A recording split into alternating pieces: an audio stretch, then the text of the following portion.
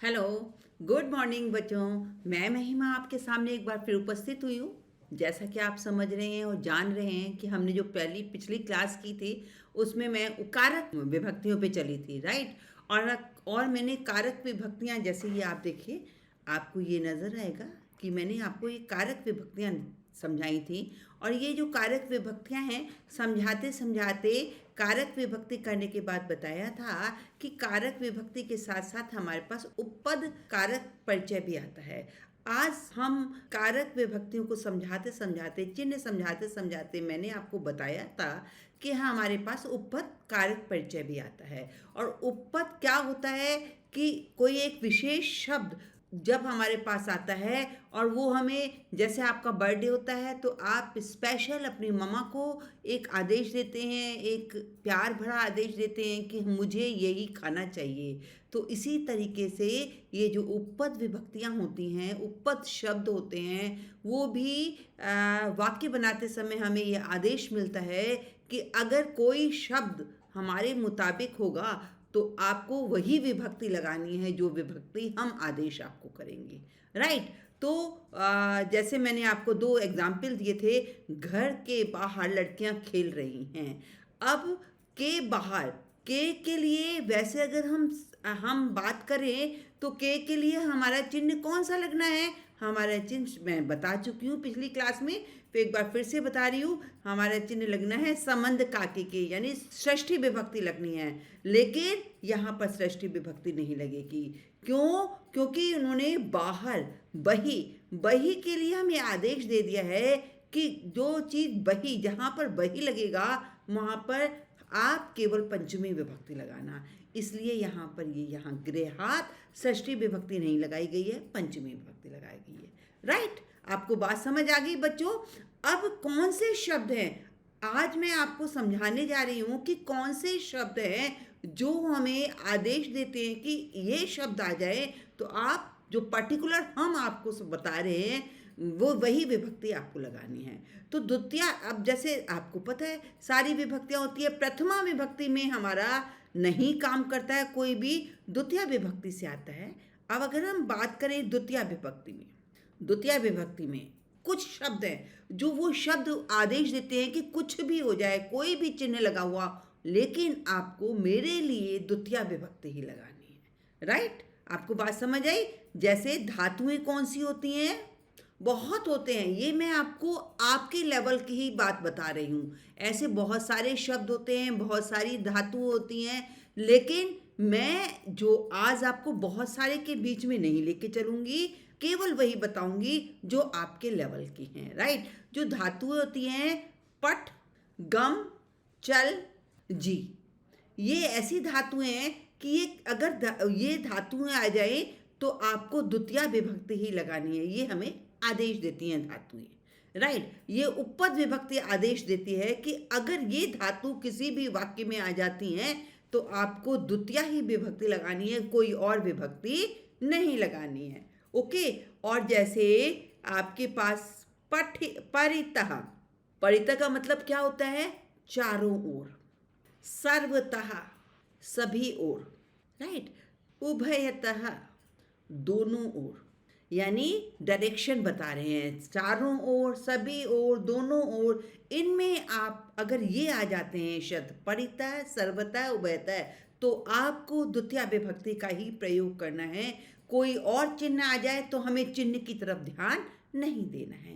Clear? आपको बात समझ आई? जैसे प्रति, की ओर, ये भी डायरेक्शन है, प्रति, की ओर, राइट। तो ऐसे शब्द होते हैं, ये हमारे द्वितीय विभक्ति में आते हैं, ठीक है। एक और शब्द होता है, कॉमन शब्द है, वो बिना। बिना का मतलब होता है बिना, बिना का मतलब होता है बिना।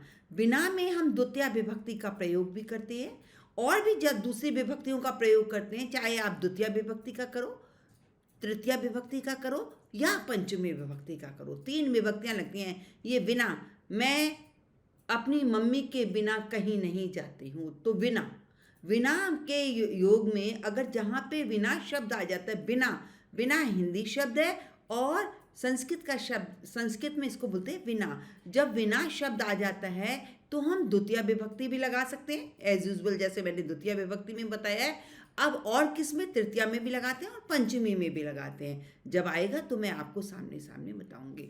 बहुत छोटी सी बात, क्योंकि वो मैं अभी जो आपको समझा रही हूँ बच्चों, केवल आपके लेवल की उपपद विभक्तियाँ ही समझा रही हूँ। और जब आप बड़े होंगे, जब आप 7th 8th में जाएंगे, तब आपको और भी विभक्तियाँ अब आपको उपपद विभक्तियाँ समझ आएंगी। फिलहाल आपके लिए उपपद विभक्तियाँ इतनी ही काफ़ी हैं, राइट। चलिए अब हम आपको तृतीय विभक्ति बताते हैं। तृतीय विभक्ति में सबसे पहले तो मैंने आपको बताया विना, वो तृतीय विभक्ति में भी लगता है।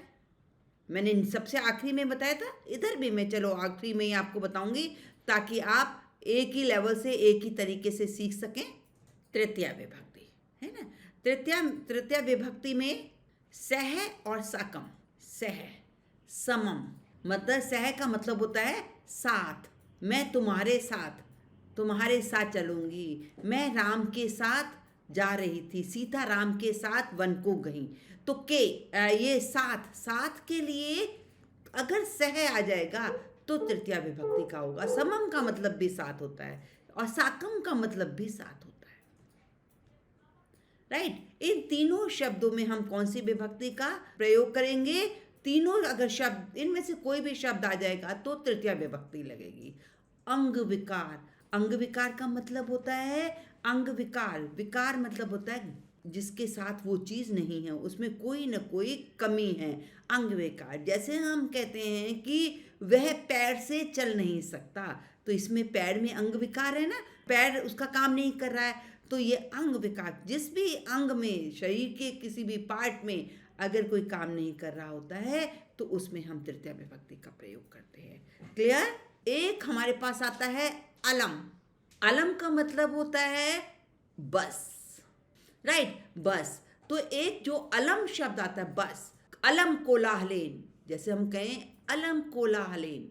कोलाहलेन का मतलब, कोलाहल का मतलब शोर। शोर बंद करो, मत करो, बस करो, शोर को बस करो या मत करो। यहाँ पे मैं मत लिख दे रही, शोर मत करो, शोर बंद करो, है ना, मत करो। तो अलम कोलाहलेन, तो हमने क्या, शोर को तो द्वितीय विभक्ति नहीं लगाई, शोर को मत करो, शोर मत करो, तो इसमें हमने क्या लगाया है, हमने यहाँ पे कोलाहल में, शोर में तृतीय विभक्ति लगाई है, राइट। और एक जो मैं आपको ये विना तो बताया ही है, आप यहाँ पे द्वितीय विभक्ति भी लगा सकते हैं विना के साथ, विना में, और आप यहाँ पर तृतीय विभक्ति, आपकी मर्जी, आप तृतीय विभक्ति का भी प्रयोग कर सकते हैं विना। क्लियर? अब हम चतुर्थी के कुछ शब्द ले लेते हैं जो आपको आपके लेवल के हैं। चतुर्थी विभक्ति में दा माना देने के योग में चतुर्थी विभक्ति। कोई भी चीज जब दी जाती है तो उसमें चतुर्थी विभक्ति का प्रयोग होता है। दा मतलब देना, ठीक है, ये धातु है। नमस्कार करना, वहां पे चतुर्थी विभक्ति का प्रयोग होगा। रुच माना अच्छा लगना, इसमें सब प्यारी प्यारी चीजें होती हैं, सॉफ्ट चीजें। देना किसी के साथ, नमस्कार करना, रुच अच्छा लगना, पॉजिटिव चीजें, है ना, अच्छा लगना, ठीक है, इसमें होता है। एक हमारे पास ये अलम जो है मत के लिए आता है, और एक अलम हमारे पास आता है काफी के लिए। काफी यानी पॉजिटिव, काफी। कंस के लिए, कंस को मारने के लिए कृष्ण ही काफी हैं, है ना, कृष्ण ही काफी हैं। तो कंस के लिए, तो इसमें कौन सी आएगी, चतुर्थी विभक्ति का प्रयोग होगा। काफी हैं, अलम मतलब काफी हैं, राइट। क्लियर है ना, ये चीजें चतुर्थी विभक्ति के लिए। और साथ के साथ जब जब आप वाक्य बनाते जाएंगे तब और भी कुछ शब्द मैं आपको समझाती जाऊंगी। ओके, अब जैसे अगर हम बात करें पंचमी विभक्ति की, चतुर्थी हो गई, अब हम करते हैं पंचमी विभक्ति। पंचमी विभक्ति में क्या होता है, जहां पे डर होता है, भय, इन शब्दों के साथ पंचमी विभक्ति का प्रयोग होता है। डर, भय, त्रस्य, पंचमी विभक्ति का, है ना। और जहां पे प्रमाद, पागलपन, आलस्यम, तो ये इसमें कौन सी, इसमें पंचमी विभक्ति का प्रयोग होता है। इसमें जब आता है डर, भय, त्रस्त, प्रमाद, आलस्य, ये जब आते हैं तो हम कौन सी विभक्ति का प्रयोग करते हैं, पंचमी विभक्ति का प्रयोग करते हैं, राइट। और रक्षा करना, त्रयी, त्रयी माना होता है रक्षा करना, रक्षा करना। और एक तो इसको त्रयी भी बोलते हैं और यहाँ पे रक्ष भी होता है, रक्ष धातु, इनके लिए भी पंचमी विभक्ति का प्रयोग होता है, राइट। इसके अलावा एक कॉमन शब्द है जो 3 में आता है, मैंने आपको शुरू से बताया है, द्वितीया, तृतीया और पंचमी, विना। विना मतलब बिना। इन सब में पंचमी विभक्ति का प्रयोग हो सकता है। विना के लिए आप द्वितीया भी लगा सकते हैं, आपके पास ऑप्शन है, पंचमी भी लगा सकते हैं और तृतीया भी, तीनों में से कोई भी विभक्ति लगा सकते हैं, राइट। और इसके बाद हमारे पास जो आती है वो आती है षष्ठी विभक्ति। अध, अध माना नीचे, है ना, ऊपरी, ऊपर ना। और पुरतः, पुरतः माना होता है सामने, है ना। दक्षिणतः, दक्षिणतः, दक्षिण की ओर जो दिशाएं होती हैं उसमें फिलहाल आपके लिए पूर्णतः, दक्षिणतः, ये जो दिशाएं होती हैं उनमें षष्ठी विभक्ति का प्रयोग होता है। अधर नीचे, ऊपरी ऊपर, इन सब में हमारी षष्ठी विभक्ति का प्रयोग होता है, राइट। और जैसे हम आपको मैंने बताया पूर्णतः, दक्षिणतः, पृष्ठतः, और भी समझा दे रही हूँ। पृष्ठतः, पृष्ठतः मना पीछे, और आपका आ गया वामतः, बाएं, वामतः, ये सारी जो दिशाएं होती है उसमें षष्ठी विभक्ति का प्रयोग होता है। अब आ जाइए, हमारे पास आ जाती है सप्तमी विभक्ति। सप्तमी विभक्ति में हमारे पास, जैसे हम बोलें स्नेह करना, स्नेह के लिए हमारे पास आती है सप्तमी, हम सप्तमी विभक्ति लगाते हैं। प्यार करना, किसी से हम जब प्यार करते हैं तो सप्तमी विभक्ति का प्रयोग करते हैं। और निपुण, निपुण माना होशियार।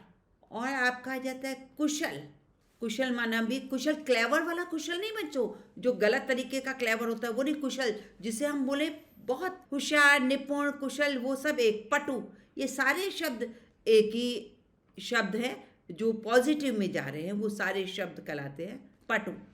इस सब में सप्तमी विभक्ति का प्रयोग होता है, ओके।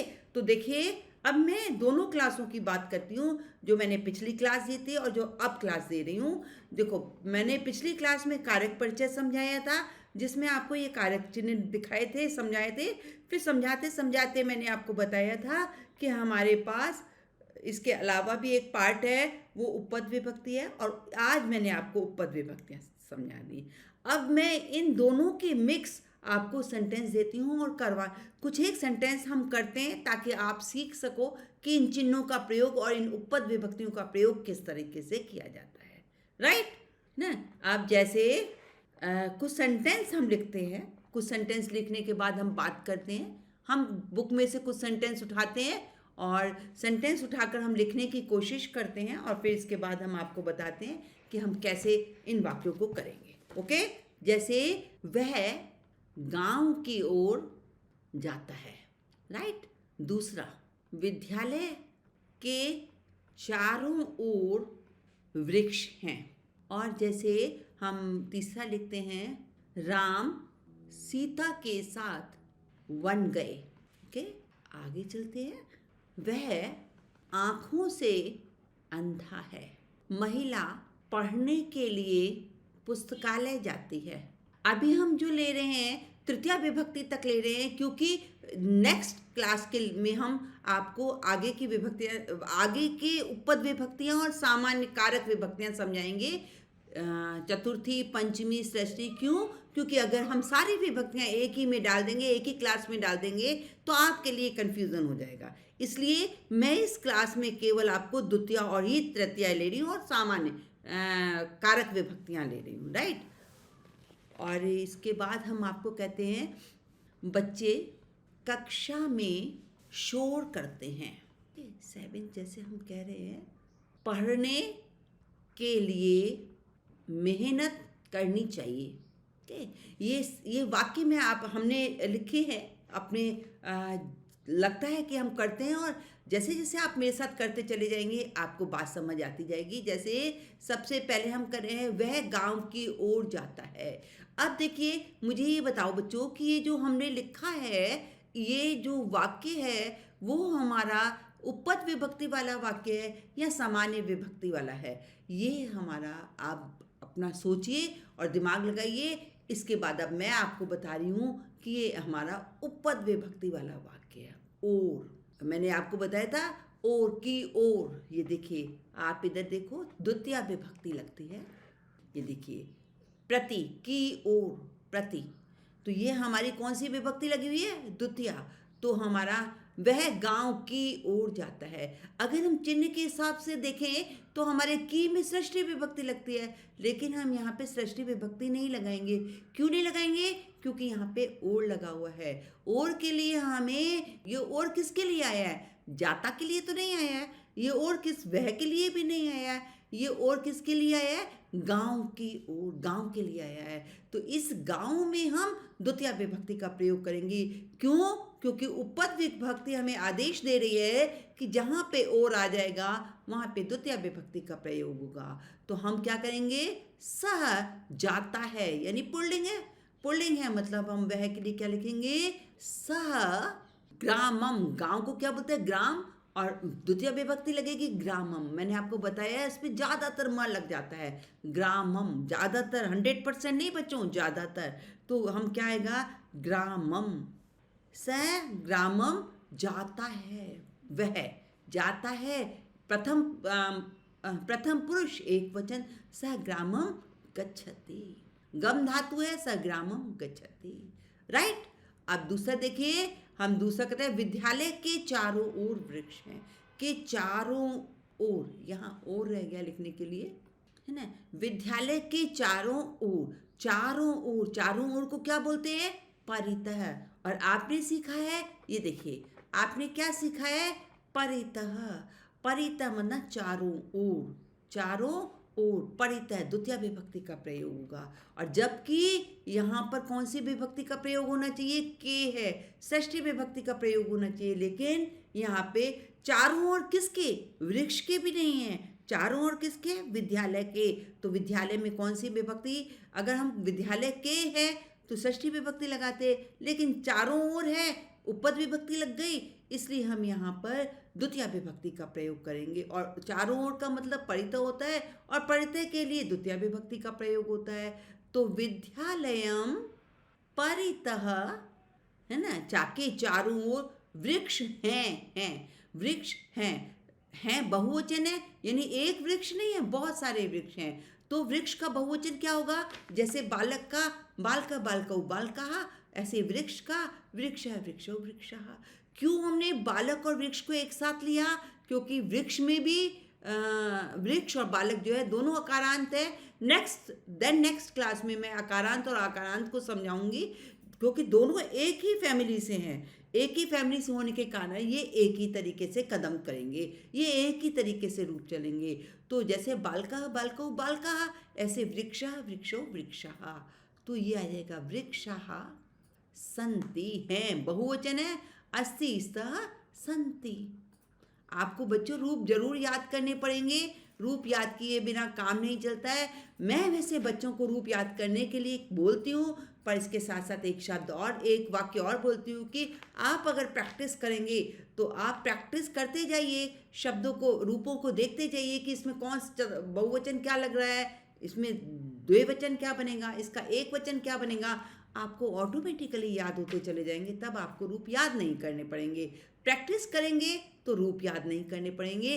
अगर प्रैक्टिस नहीं करेंगे तो आपको रटाफिकेशन रूपों की करनी पड़ेगी, और वो सबसे ज़्यादा कठिन चीज़ है रटाफिकेशन करना। आपको प्रैक्टिस करना बहुत आसान है, इसलिए मैं चाहती हूँ आप बच्चों प्रैक्टिस करिए।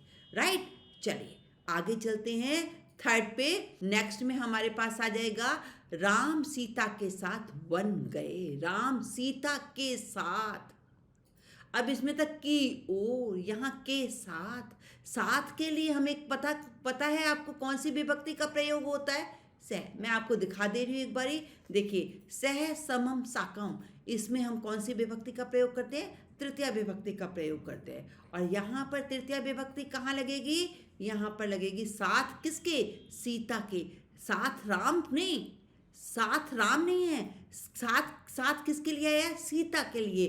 तो यहाँ पर सीता में तृतीया विभक्ति लगेगी। तो रामः, अब सीता के साथ, सीता में तृतीया विभक्ति, सीता एक वचन है तो एक वचन लगेगा। अब आप ऐसे नहीं करना बच्चों कि सीता के रूप बनाने लगो, नहीं। इसका फैमिली वाला शब्द कौन सा है? बालिका। बालिका के रूप पर आपने याद किए हैं तो बालिका तृतीया विभक्ति एक वचन में होता है बालिकया, है ना, सीतया, है ना, बिल्कुल बालिकया। हम उससे कन्वर्ट करते हैं, एक शब्द एक रूप याद कर लेते हैं, फैमिली का एक रूप याद कर लेते हैं और एक रूप शब्द रूप याद हो जाने पर हम बाकी उसके फैमिली के शब्दों को उसमें कन्वर्ट करते चले जाते हैं। अगर हम हर शब्द के रूप याद करेंगे तो वो हमारे लिए पॉसिबल नहीं है। तो सीतया, बालिकया, सीतया, रामः सीतया के साथ, सह आ गया ना, तो सह के योग में तृतीय विभक्ति का, तो हमने यहाँ पे तृतीय विभक्ति लगा दी। वन गए, वन को गए, यहाँ पे को हिडन शब्द है तो वनम गए। अब आपको पता गए यानी जा चुके हैं, पास्ट टेंस यानी भूतकाल, यानी मैंने आपको रूप सिखाए हैं, लकार सिखाई है, वो उसमें लंग लकार में, ये लंग लकार है बच्चों, भूतकाल लंग लकार, और लंग लकार में वाले आते हैं, अपठत, अपठताम, अपठन। इसका कर्ता क्या है? राम। राम सीता के साथ वन को गए, तो वन को गए यानी राम गए हैं। कौन गए हैं? राम गए हैं। तो गए में कौन क्या आएगा हमारा बच्चों? गए में प्रथम पुरुष एक वचन आएगा और वो भी लंग लकार का, तो अगच्छत, है ना, अपठत। इसका शब्द, एक फैमिली शब्द हम कौन सा रूप याद करते हैं? अपठत, तो अगच्छत, अगच्छत। क्लियर? बात समझ आ रही है बच्चों? गुड। नेक्स्ट, वह आंखों से अंधा है। वह आंखों से अंधा है। वह के लिए सबसे पहले क्या लगाएंगे? स। अब ऐसे नहीं करना बच्चों कि वह में ही तृतीय विभक्ति लगा दो। अंधा किससे है? अंधा जो है वो किस में है? किससे अंधा है? वह अंधा नहीं है, वह आंखों से अंधा है। अंधा किसका है? अंधे का प्रेशर किस पे पड़ रहा है? आंखों पर। तो आंखों में तृतीय विभक्ति लगाओगे, वहां में तृतीय विभक्ति नहीं लगाओगे। लगाने का तरीका आप समझ रहे हैं? जिस पर असर पड़ता है हम उसी में तृतीय विभक्ति का जो भी विभक्ति होती है, द्वितीय, अगर द्वितीय उपपद विभक्ति होती है तो द्वितीय, है ना।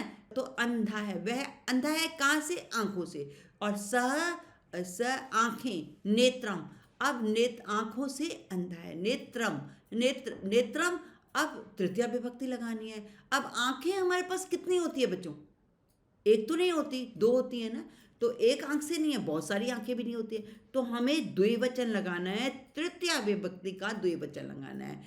आंखों से, तो पहले हम आंखों को नेत्रम के हम नेत्र के रूप नहीं बनाएंगे, हम किसके बनाएंगे? फल के, क्योंकि हमारा फैमिली शब्द है फल। तो फलम फले फलानी, फलम फले फलानी, फलेन फलाभ्याम फलई। तो द्विवचन लगाएंगे, तृतीय विभक्ति का द्विवचन, तो नेत्राभ्याम। स नेत्राभ्याम अंधः, अंधः अस्ति है, अस्ति। अब देखिए ये जो अंधा है, हमने यहाँ पे विसर्ग लगाए हैं। कैसे? क्योंकि अंधा जो है वह जो है पुल्लिंग है, राइट। अगर यहाँ वह न होकर सा होती, फीमेल होती, स्त्रीलिंग होता सा, तो हम यहाँ क्या लिखते? अंधा। क्यों? क्योंकि वो स्त्रीलिंग है, हमें स्त्रीलिंग में बनाने हैं, राइट। तो ये सह नेत्राभ्याम अंधः अस्ति। और अगर ये होती फीमेल होती तो सा नेत्राभ्याम अंधा अस्ति, राइट। महिला पढ़ने के लिए पुस्तकालय जाते हैं। ये भी आपके सारे यहाँ तक जो थे, आपके सारे वो थे अंग विकार वाले, राइट। ये यहाँ पे जो है हमारा अंग विकार आया है ना। अब देखिए महिला पढ़ने के लिए पुस्तकालय जाती है। अब यहाँ पर कोई हमारी उपपद विभक्ति नहीं है, सामान्य विभक्ति लगेगी। अब महिला, अब इन तीनों की जरा मैं नीचे लिख कर दे रही हूँ क्योंकि हमारे पास यहाँ स्पेस नहीं है, तो इसका मैं यहाँ नीचे लेकर आ रही हूँ। तो महिला को क्या बोलेंगे? महिला पढ़ने के लिए। अब आ जाइए, आपने जो पिछली क्लास पढ़ी थी, पिछली क्लास में आपने कारक विभक्तियाँ सीखी थी, उसमें देखिए के के लिए, संप्रदान के लिए चतुर्थी विभक्ति लगेगी। राइट, क्यों? क्योंकि इसमें उपपद विभक्ति नहीं लगी हुई है बच्चों। राइट, तो हम महिला पढ़ने के लिए, पढ़ने को क्या बोलते हैं? पठ। अब देखिए यहाँ पर पढ़ने क्रिया के रूप में नहीं आया है, पढ़ना यहाँ पर शब्द के विभक्त शब्द बन के आया है। तो पठनाए, तो हमारा शब्द क्या हो जाएगा? पठन। पढ़ना क्रिया होती तो पठ धातु होती, लेकिन यहाँ क्रिया के रूप में आया नहीं है, यहाँ किसके रूप में आया है? शब्द के रूप में। तो हम यहाँ क्या लगाएंगे? पठन, और के लिए लगा देंगे पठनाए। पठनाए, पठन आपका शब्द है और उसमें चतुर्थी विभक्ति लगी है तो पठनाए। जैसे बालकाए है ना, देवाए, तो पठनाए पढ़ने के लिए पुस्तकालय जाती है, पुस्तकालय को जाती है। तो पुस्तकालयम, महिला पढ़ने के लिए पुस्तकालयम जाती है, गच्छति। प्रथम पुरुष एक वचन। क्लियर?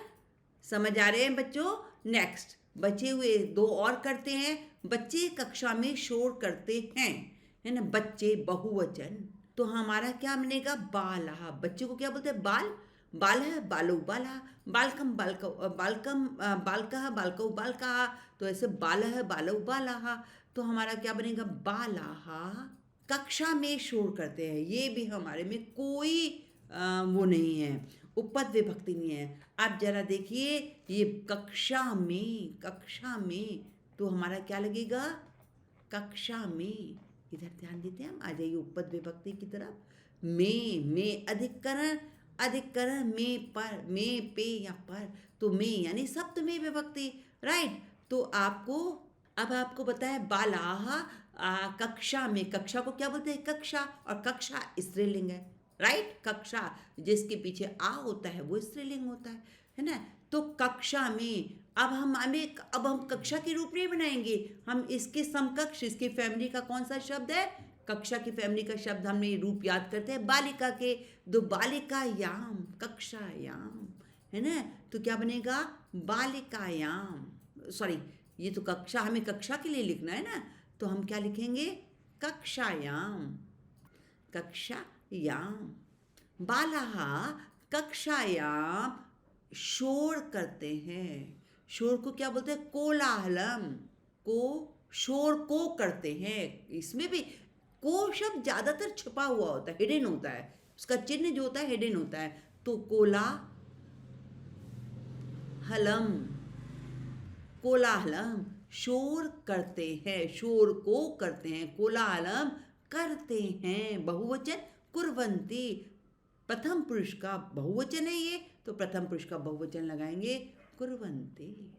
राइट, आगे बात समझ में बच्चों?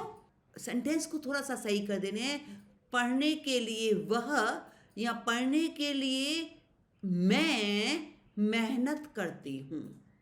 मेहनत करती हूँ, ये करती हूँ क्यों? क्योंकि अभी आप विधिलिंग तक पहुंचे नहीं हैं, और अगर मैंने आपको विधिलिंग का सेंटेंस दे दिया तो आप कंफ्यूज हो जाएंगे, और मुझे, क्योंकि मैंने आपको समझाया नहीं है अभी। राइट, तो इसके लिए हमने जो सेंटेंस उठाया है, अब हम करते हैं पढ़ने के लिए। आपको पता है पठन, पढ़ने के लिए पठन होता है, और पठन में के लिए में चतुर्थी विभक्ति लगाएंगे, तो क्या बन जाएगा? पठनाए। पढ़ने के लिए मैं, अहम परिश्रमम, परिश्रम करती हूँ, परिश्रम को करती हूँ। अहम मन मैं परिश्रम को करती हूँ। क्रू धातु, क्री धातु है ना, क्री धातु करती हूँ, तो क्या हो जाएगा? करोति कुर्ता कुर्वन्ति, करोसि कुर्ता कुरुत, करोमि, करोमि। उत्तम पुरुष एक वचन, करती हूँ। राइट, आपको बात समझ आई? तो देखिए बच्चों, ये मैंने आपको सेंटेंस सिखाए हैं, ये 3 सेंटेंस मैंने आपके नीचे ले ली हैं, क्योंकि यहाँ स्पेस नहीं था, और ये इससे ऊपर के सेंटेंस मैंने साथ के साथ कर दिए हैं। और आप ये देखेंगे, आपने ये सेंटेंस मेरे साथ किए, और अब आप अपने आप भी करिए बच्चों। कहीं से वाक्य उठाइए, आपके पास बहुत हेल्पिंग बुक्स होंगी, उस हेल्पिंग बुक से वाक्य उठाइए और करिए। और करते करते जहाँ आपको प्रॉब्लम, जहाँ आपको परेशानी आ रही है, आप कमेंट बॉक्स पे जाके अपने डाउट्स, अपनी प्रॉब्लम्स मेरे तक शेयर कर सकते हैं, मैं आपकी प्रॉब्लम्स ज़रूर उठाऊंगी। राइट, और आगे चलते हैं। ये देखिए, ये सेंटेंसेस हमने किए। यहाँ हमने बहुत कॉमन सरल सरल उपपद विभक्तियाँ सिखाई हैं आपको, जो आपके लेवल की हैं। बहुत सारी उपपद विभक्तियाँ हैं, लेकिन मैंने आपकी वही उपपद विभक्तियाँ उठाई हैं जो आपके लेवल की हैं।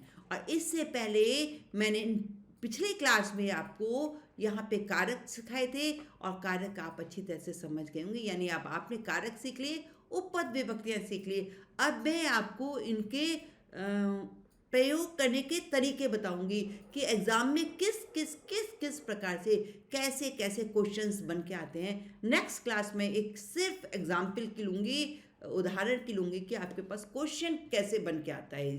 इन सब सेंटेंसेस के लिए किस किस पैटर्न के क्वेश्चंस बन के आते हैं। राइट, तो चलिए मैं ये क्लास यहीं पर क्लोज करती हूँ। नेक्स्ट क्लास लेके आपके सामने बहुत जल्दी आऊँगी। तब तक के लिए गुड बाय।